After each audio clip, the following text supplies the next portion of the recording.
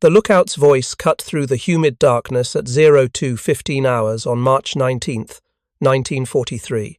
Captain Masao Hiraoka stood on the bridge of the Koa Maru, a 6,000-ton cargo freighter carrying rice, rubber, and aviation fuel from Singapore to Yokohama. The words every Japanese merchant captain dreaded echoed across the bridge. Torpedo wake, starboard bow. If you're enjoying this deep dive into the story, hit the subscribe button and let us know in the comments from where in the world you are watching from today. Hiraoka's eyes snapped to the phosphorescent trail cutting through the black water, perhaps 800 yards out and closing fast. His mind performed calculations that had become automatic after 18 months of war. Torpedo speed, roughly 45 knots. His ship's maximum speed, 11 knots. The mathematics were brutally simple. He had approximately 20 seconds before impact, and that first torpedo meant others were already in the broomed water, spread across multiple aim points, creating a kill zone his ship couldn't escape. In those 20 seconds, Captain Hiraoka made the only decision available. He ordered hard to port, hoping to present the narrowest possible target profile, praying the submarine commander had miscalculated the spread pattern. The helmsman spun the wheel. The Koa Maru began her agonizing turn. Too slow. Always too slow. The first torpedo missed by 30 yards. The second struck amidships with a detonation that lifted the freighter's bow clear of the water. Captain Hiraoka survived that night, pulled from the water by a destroyer escort that arrived 2 hours too late to save his ship. Of his crew of 48, only 19 made it to the rescue vessel.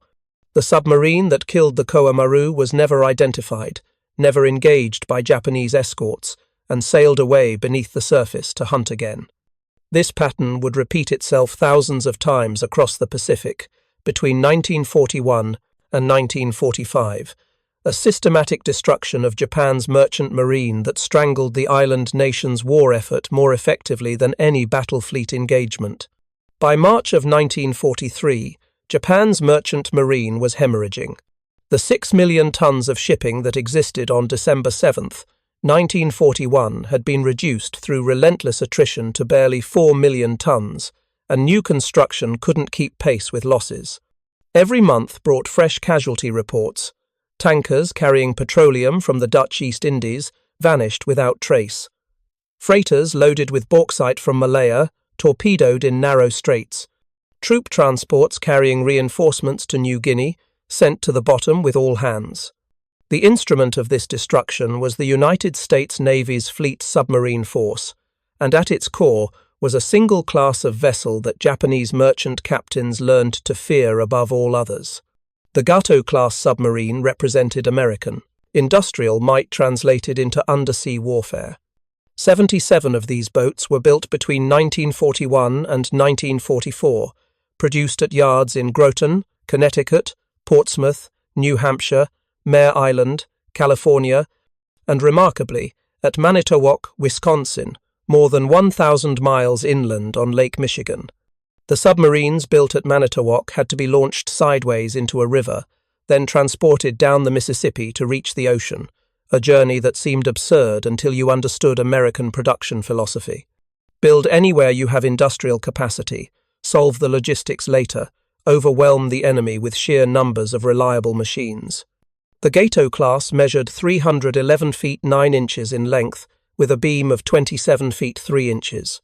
Surface displacement was 1,526 tons, ballooning to 2,424 tons when submerged.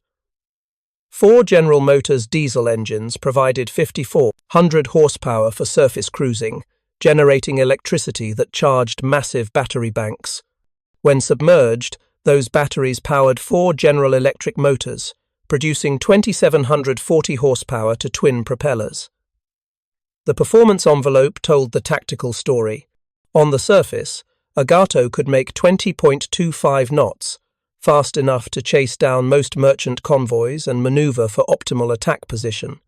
Submerged, speed dropped to 8.75 knots, but that was sufficient for attack runs because submarines didn't chase targets underwater. They positioned themselves ahead of the target's projected course, waited, then fired. The weapon's magazine carried 24 torpedoes distributed among 10 torpedo tubes, 6 mounted in the bow and 4 in the stern. This arrangement meant a Gato could attack targets ahead or behind without turning the entire boat around, a flexibility that Japanese captains found terrifying. The standard American submarine attack doctrine called for firing spreads of 3 to 6 torpedoes, spaced approximately 250 feet apart, creating overlapping probability zones, where at least one weapon would find the target, even if the fire control solution contained errors. The torpedo itself underwent constant refinement throughout the war. Early models, the Mark 14 steam-powered torpedo, suffered catastrophic defects. They ran 10 feet deeper than set depth, passing harmlessly beneath targets. Their magnetic exploders detonated prematurely or failed to detonate at all. Contact exploders jammed on impact rather than triggering. Submarine commanders throughout 1942 and early 1943 returned from patrols, having fired dozens of torpedoes with minimal results, reporting in anguished patrol reports that they'd achieved perfect firing solutions, only to watch targets sail away unharmed. But by mid-1943, American engineers had corrected the defects through systematic testing and brutal honesty about their weapons' failures. The depth control mechanism was redesigned. The magnetic exploder was deactivated in favor of reliable contact detonation. The contact firing pin was strengthened. Additionally, the Navy introduced the Mark 18 electric torpedo, a copy of captured German designs, which ran weightless and increased hit probability because targets couldn't spot the telltale phosphorescent trail and attempt evasion. A properly functioning Mark 14 carried a 663-pound Torpex warhead that could break a freighter's back with a single hit. The weapon ran at 46 knots for 4,500 yards, or at a more economical 31.5 knots for 9,100 yards. The Mark 18 sacrificed speed for stealth, running at 29 knots for 4,000 yards with a 575-pound warhead. Both weapons were devastatingly effective once the technical problems were resolved. For Japanese merchant captains, the mathematics of submarine attack became a nightmare they couldn't solve. A Gato-class submarine, properly positioned, could fire 6 bow torpedoes in a spread pattern in approximately 30 seconds.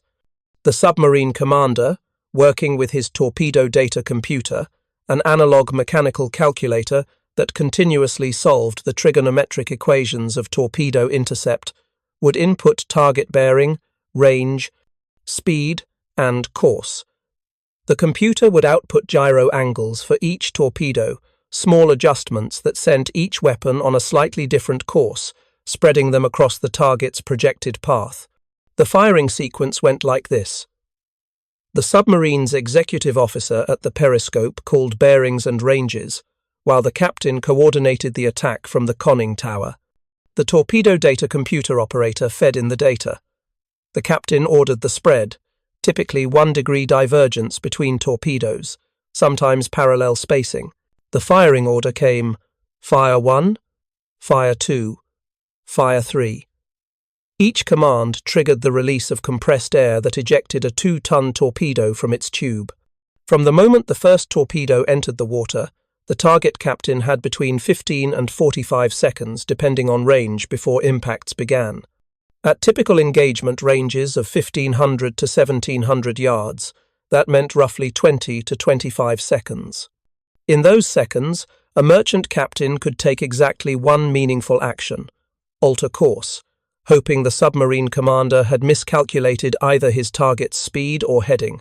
But here was the cruel genius of spread tactics. If the submarine commander had calculated correctly, altering course meant the freighter turned into a different torpedo in the spread.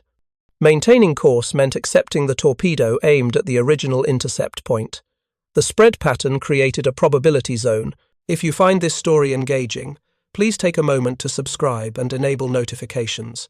It helps us continue producing in-depth content like this, where the target's options collapsed to choosing which torpedo would kill him. The psychological burden on Japanese merchant captains was immense. They sailed knowing that at any moment, invisible beneath the surface, a submarine might be plotting their destruction. Lookouts scanned constantly for periscope wakes, that brief disturbance of water that indicated a submarine at attack depth.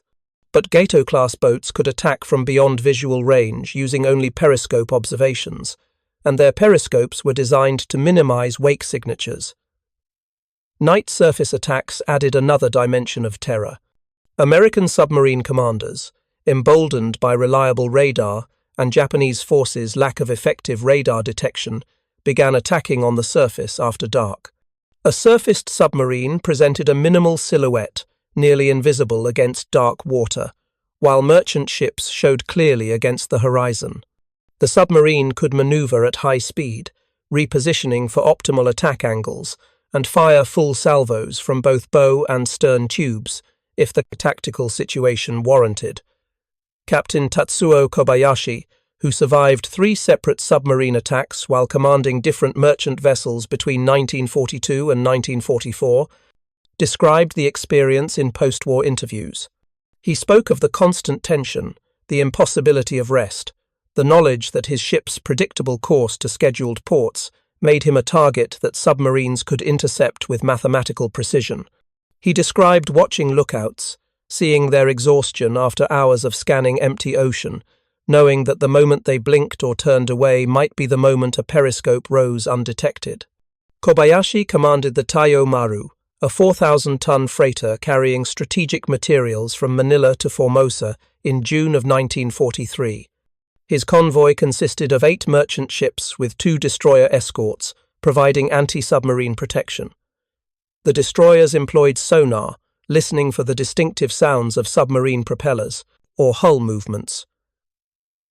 But Gato-class boats, when rigged for silent running with minimum electrical equipment operating, and crew members ordered to minimize movement and noise, could reduce their acoustic signature to nearly undetectable levels. On the second night of the convoy's passage, at 03:30 hours, one of the destroyer escorts detected what might have been a submarine contact. The destroyer broke formation and raced to the suspected location, dropping depth charges in a pattern designed to blanket the area with explosive shock waves. The underwater detonations sent columns of water skyward, and the destroyer's crew listened on sonar for sounds of a submarine breaking up or surfacing. Damaged, nothing.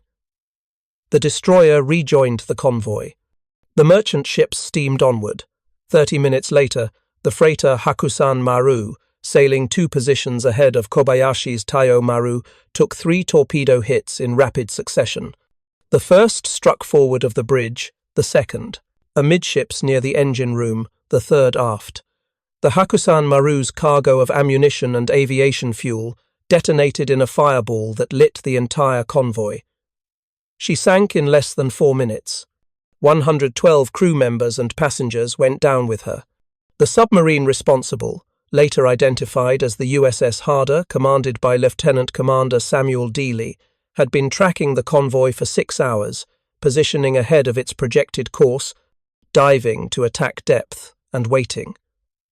The destroyer's earlier depth charge attack had fallen 2 miles away from Harder's actual position.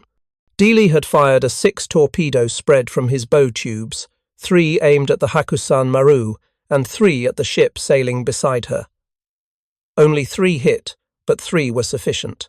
For the remaining ships in the convoy, including Kobayashi's Taiyo Maru, the question became, was there one submarine or multiple boats working in coordination? Would there be additional attacks? The destroyer escorts raced around the convoy's perimeter, sonar pinging, hoping to localize and engage the submarine. But Dealey had already gone deep, rigged for silent running, slipping beneath a thermal layer where temperature differences bent sonar waves and created acoustic shadows that made detection nearly impossible. The convoy continued through the night, every man aboard every ship tense, waiting for torpedo wakes that might appear without warning. No additional attacks came that night, but the psychological toll was devastating. Sleep became impossible. Men stood watch beyond their assigned hours because they couldn't rest, knowing a submarine might be stalking them.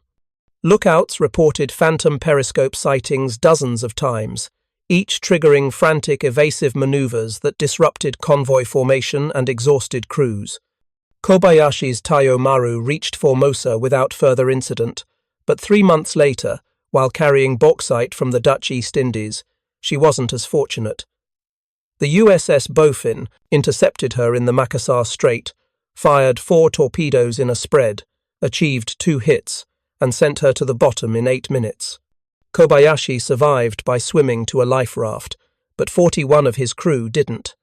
The systematic destruction of Japan's merchant marine represented a strategic disaster the nation's leadership had failed to anticipate. Before the war, Japanese naval doctrine emphasized fleet actions, the decisive battle where battleships and carriers would determine the conflict's outcome. Protecting merchant shipping was considered a secondary mission, defensive in nature, unworthy of the offensive spirit that dominated naval thinking. This philosophical bias had practical consequences. Japan entered the war with minimal anti-submarine capability. Destroyer escorts designed specifically for convoy protection didn't exist in sufficient numbers. The few escorts available were often obsolete destroyers, reassigned from fleet duties, equipped with primitive sonar and lacking effective tactics for submarine hunting. Depth charges existed, but Japanese models were less sophisticated than American or British designs, with fewer depth-setting options and smaller explosive charges. More critically, Japan failed to implement systematic convoy procedures until embarrassingly late in the war. Through most of 1942 and well into 1943, merchant ships often sailed independently or in small groups with minimal escort. This made them easy targets for submarines that could track, intercept, and destroy them with near impunity. When convoy systems were finally implemented in late 1943, they proved partially effective, but by then the damage was irreversible. American submarine commanders exploited these weaknesses ruthlessly. They studied Japanese shipping routes, identifying choke points where convoys had to pass through narrow straits or around specific islands. They positioned themselves along these routes and waited, knowing targets would eventually appear. Intelligence support, including decrypted Japanese communications, provided advance warning of major convoy movements, allowing multiple submarines to coordinate attacks that overwhelmed the limited escort forces. The submarine USS Wahoo, commanded by Lieutenant Commander Dudley Mush Morton, exemplified this aggressive approach. Morton's philosophy was simple: take the fight to the enemy, press attacks regardless of risk, and sink everything flying the Japanese flag. Between January and October of 1943, Wahoo sank 19 confirmed ships totaling approximately 55,000 tons. Morton's tactics included penetrating harbours to attack ships at anchor, engaging in surface gun battles with armed merchant vessels, and pursuing targets into shallow waters where most submarine commanders feared to operate. On Wahoo's third war patrol in January of 1943, Morton received orders to reconnoitre Wewak harbour on New Guinea's north coast. His interpretation of reconnoitre was characteristically aggressive: enter the harbour and destroy everything possible. On January 24th, Wahoo encountered a Japanese destroyer patrolling the harbour entrance. Rather than withdraw, Morton attacked, firing 3 torpedoes that missed. The destroyer turned to pursue, closing to dangerously short range.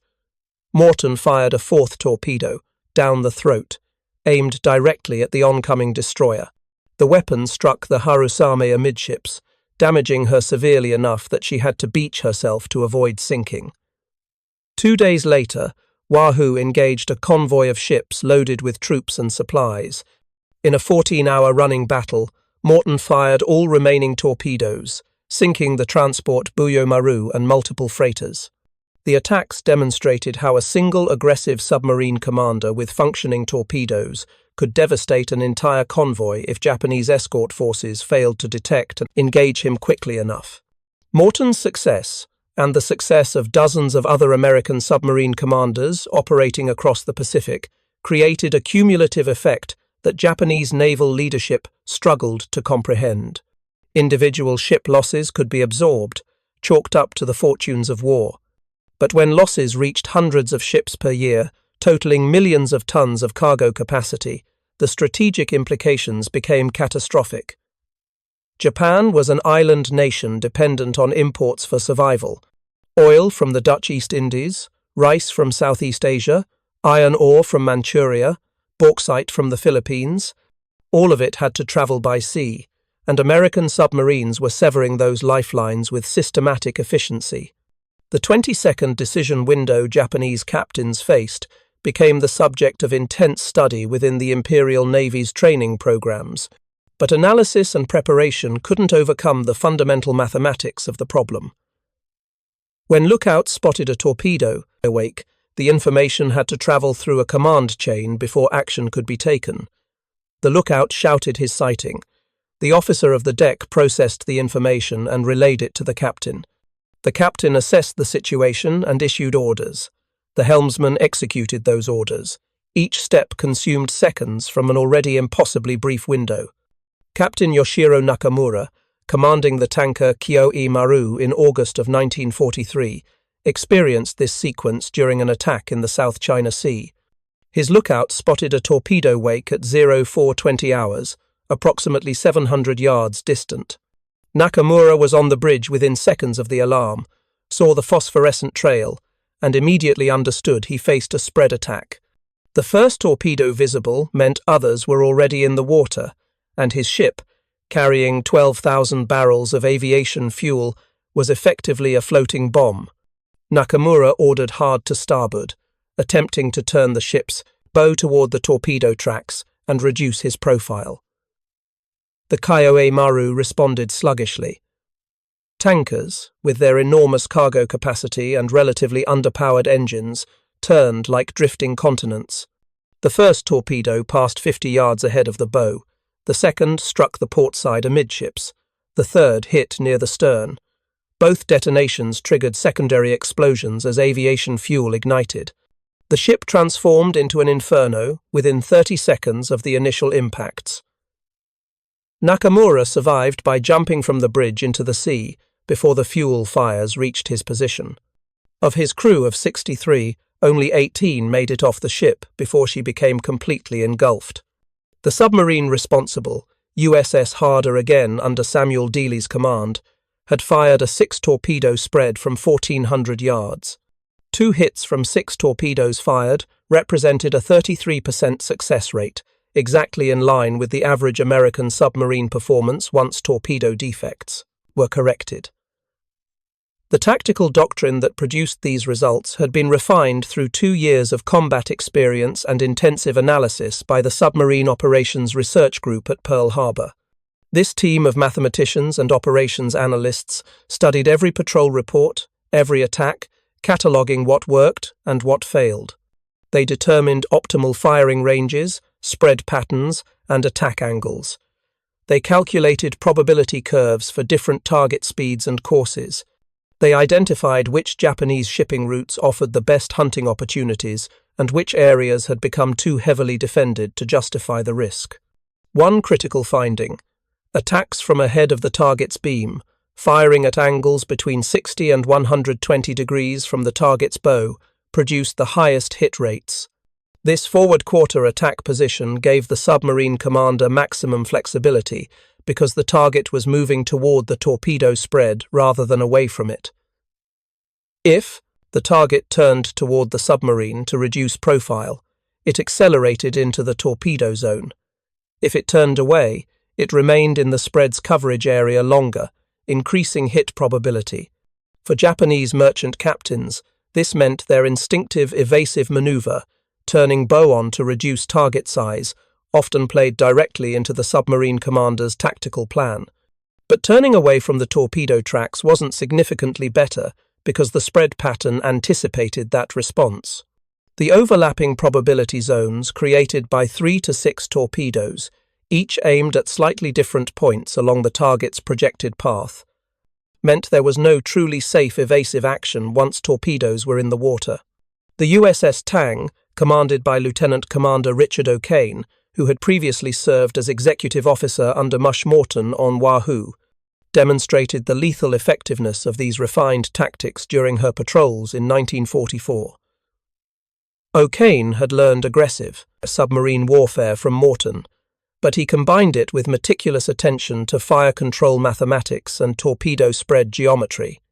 On Tang's third patrol in the East China Sea, O'Kane sank 10 ships in a single patrol, a record that stood among the highest single patrol scores of the war. One engagement from that patrol illustrated the precision American submarine tactics had achieved.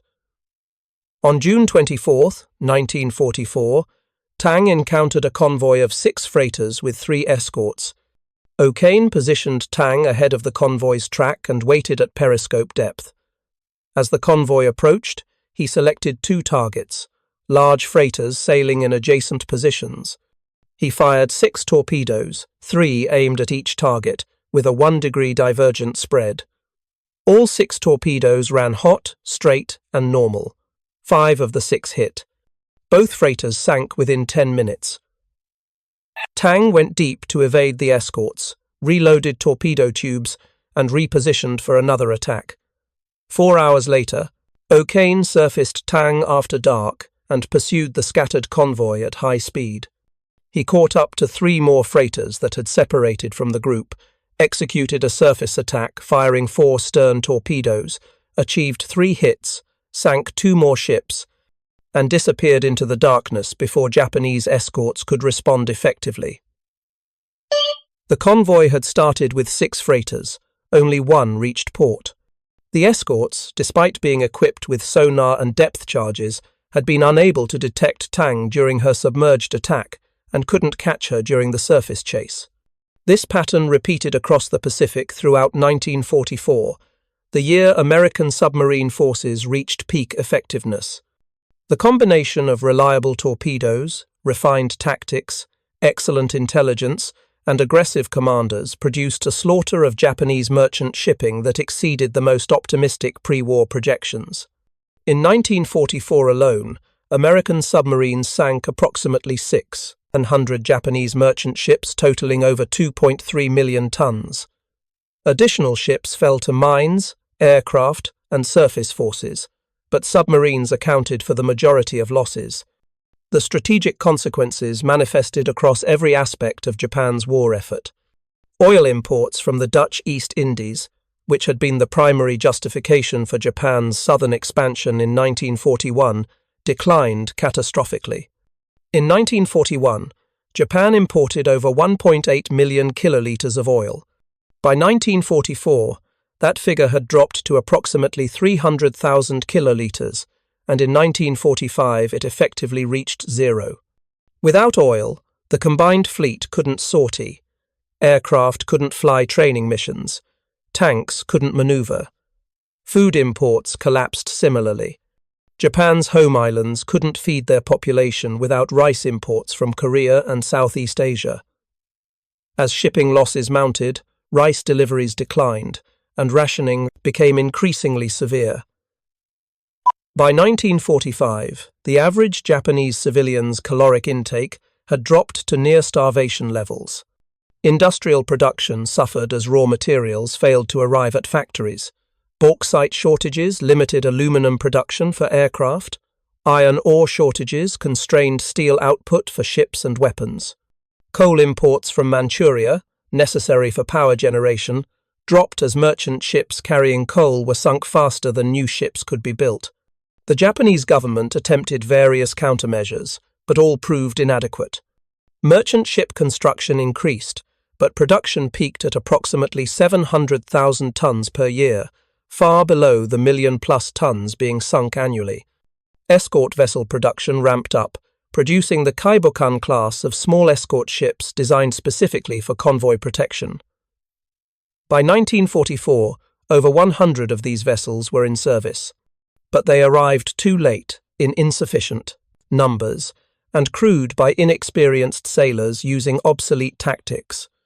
Japanese anti-submarine doctrine emphasized aggressive depth charge attacks when sonar contact was achieved. This worked occasionally, but American submarines operating at 300 feet depth, the maximum operating depth for Gato-class boats, were often below the effective range of Japanese depth charges set for shallower detonation depths.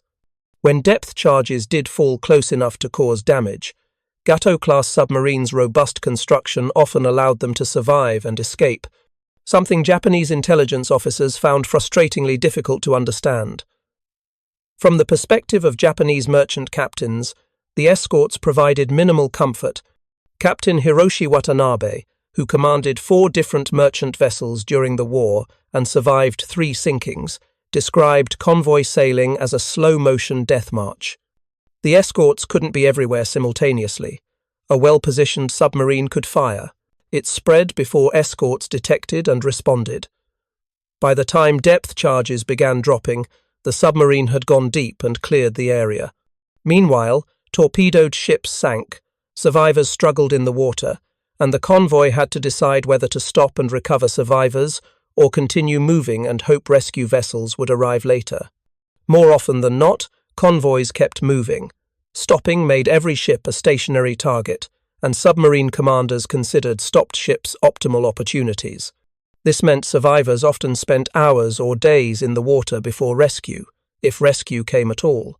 Watanabe described watching men from a torpedoed freighter calling for help as his own ship steamed past, under orders to maintain formation.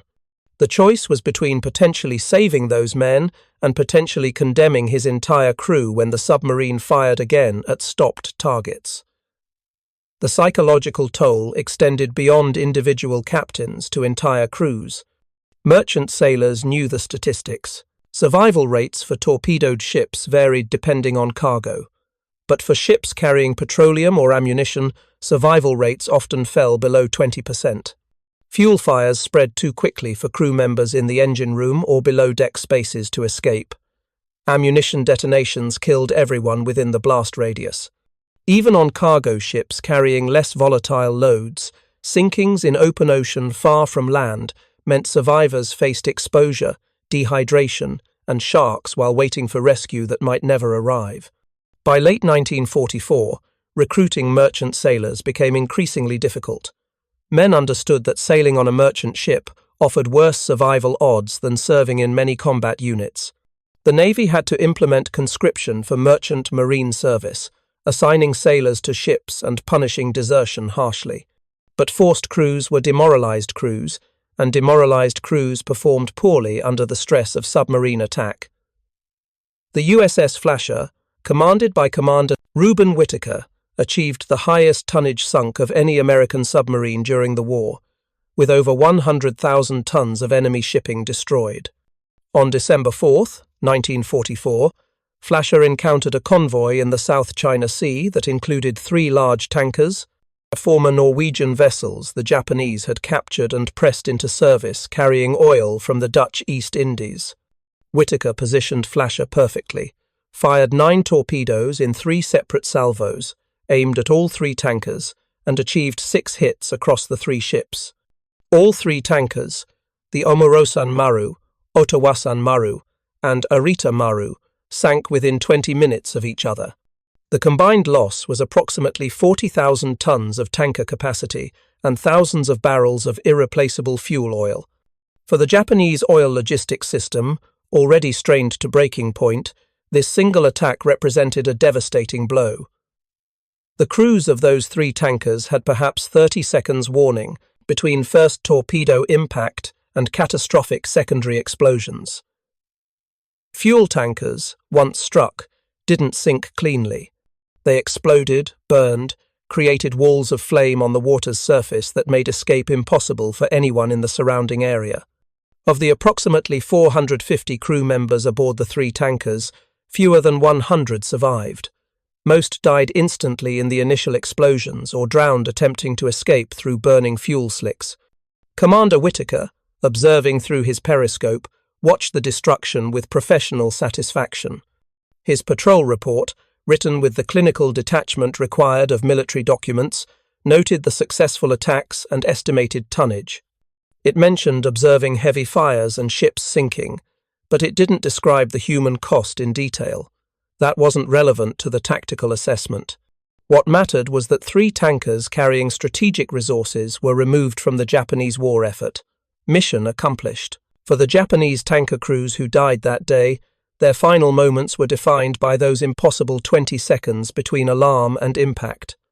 The lookout's shout, the officer's relay, the captain's order, the helmsman's response, and then the torpedo strike, the explosion, the fire, the water, the end. They'd known the risks. Every man who stepped aboard a merchant vessel in 1944 knew the odds. But knowing risks intellectually and experiencing them viscerally were entirely different. The strategic turning point had actually come much earlier, in late 1943, when Japanese shipping losses crossed the threshold, where sinkings exceeded new construction, and the merchant marine began an irreversible decline. Naval leadership recognized the crisis, but solutions required resources Japan no longer possessed. Building more merchant ships required steel, which required iron ore imports, which required merchant ships to transport. The circular dependency couldn't be broken without first solving the submarine problem, but solving the submarine problem required escorts, which required industrial capacity focused on escort production rather than offensive warship construction. Japan's military culture, oriented toward offensive action and decisive battle, struggled to adapt to the defensive requirements of convoy protection. Admiral Isoroku Yamamoto, who had planned the Pearl Harbor attack and understood Japan's strategic vulnerabilities, was killed in April 1943 when American fighters, guided by decoded intelligence, intercepted his aircraft. His death removed one of the few senior leaders who might have advocated for radical changes in naval strategy, including shifting resources from capital ship construction to merchant protection. By 1945, Japan's merchant marine had been reduced to approximately 1.5 million tons, barely 25% of its December 1941 capacity. Most surviving ships were small coastal vessels hiding in ports or making short runs between nearby islands. Deep ocean shipping had become nearly impossible. The few convoys that attempted to reach the home islands from remaining overseas territories faced overwhelming submarine concentrations. American submarines, now numbering over 160 boats in the Pacific, operated with near total impunity. The human toll among merchant sailors was staggering. Exact casualty figures remain unclear because Japanese record-keeping collapsed in the war's final months, but estimates suggest over 60,000 merchant mariners died, most from submarine attacks. Proportionally, Japanese merchant marine casualties exceeded losses in any other service branch. The men who kept sailing, knowing the odds, demonstrated courage that deserves recognition even as we acknowledge the justice of stopping Japan's military expansion. Captain Kenji Yamada survived the war after 5 separate ship sinkings, an almost miraculous record. In post-war interviews, he described the experience of waiting for torpedo attacks as dying slowly across 4 years. Every voyage brought the same tension, the same mathematical certainty that submarines were out there, positioning themselves, calculating firing solutions. The lookouts scanning the horizon, the convoy plodding forward at 8 or 9 knots, too slow to dodge, too important to turn back, and eventually, inevitably, the torpedo wake appearing, the 20 seconds of desperate hope, the impact, the water, the struggle for survival.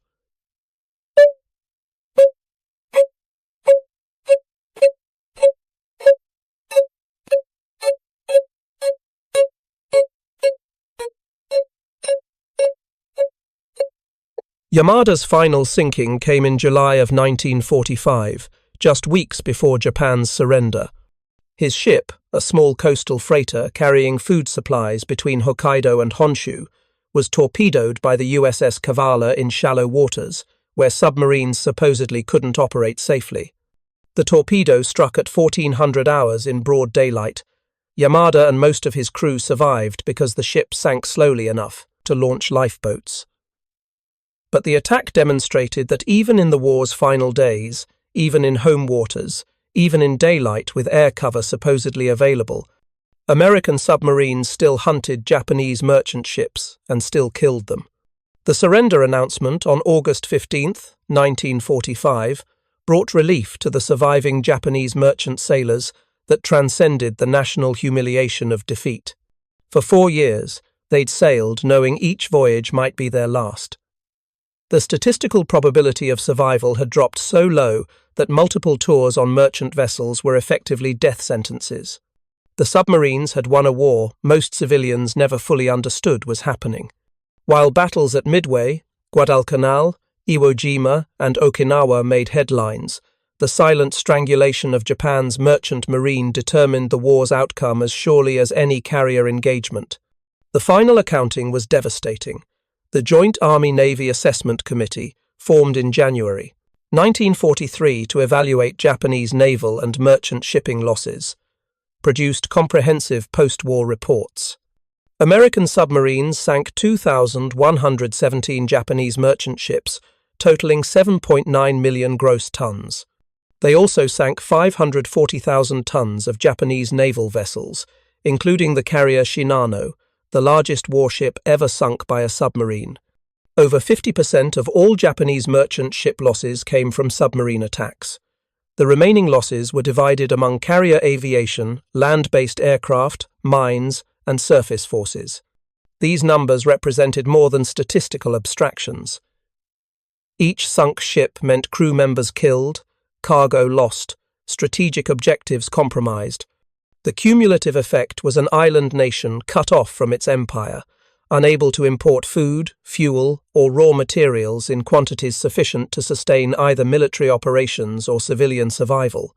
By August 1945, Japan's industrial production had dropped to a fraction of wartime peak levels, not because of bombing damage alone, but because factories lacked raw materials to process. American submarine losses were significant but proportionally far lower than the devastation they inflicted. 52 submarines were lost during the Pacific War, with approximately 3,700 submariners killed, representing about 22% of the submarine force personnel. This casualty rate was the highest of any American service branch, but the kill ratios they achieved were extraordinary. American submarines, numbering less than 2% of the Navy's total wartime personnel, accounted for 55% of Japan's total maritime losses.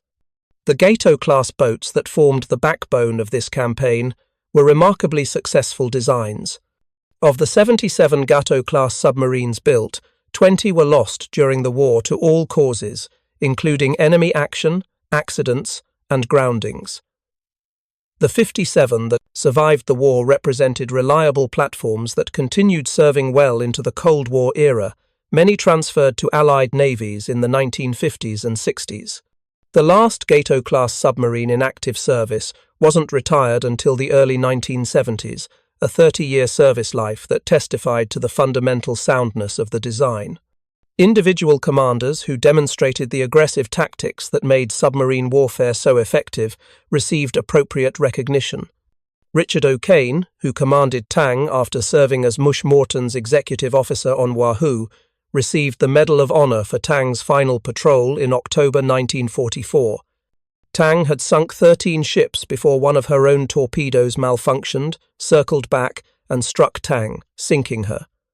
O'Kane and 8 crew members survived and were taken prisoner. He completed the war with 24 confirmed sinkings as a submarine commander, making him one of the top aces.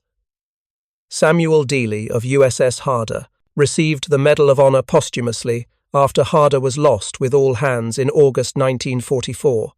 Eugene Fluckey of USS Barb received the Medal of Honor for aggressive attacks, including a famous raid where Barb surfaced off the Japanese coast and fired rockets at shore installations. The common thread among these decorated commanders was aggressive prosecution of attacks, willingness to take calculated risks, and absolute confidence in their boats and crews. The tactical lessons learned from Pacific submarine warfare influenced post-war naval doctrine fundamentally. The importance of reliable weapons became an obsession. Never again would American submariners go to war with torpedoes that hadn't been thoroughly tested under realistic combat conditions. The Mark 14 torpedoes' failures led to complete reorganization of the Bureau of Ordnance and implementation of rigorous testing protocols that continue today. Spread firing tactics refined during the war became standard doctrine taught at submarine schools. The mathematical principles of creating overlapping probability zones, using multiple weapons to compensate for targeting errors and unpredictable target maneuvers, were codified and improved. Modern submarine fire control computers automated calculations that World War II torpedo data computers performed mechanically, but the underlying principles remained identical. The strategic lesson about the vulnerability of island nations dependent on maritime imports influenced Cold War planning extensively. NATO planners studying hypothetical conflicts with the Soviet Union recognized that Soviet maritime supply lines would be critical vulnerabilities. American and British submarines trained extensively for commerce raiding missions against Soviet shipping, applying lessons learned from the Pacific War.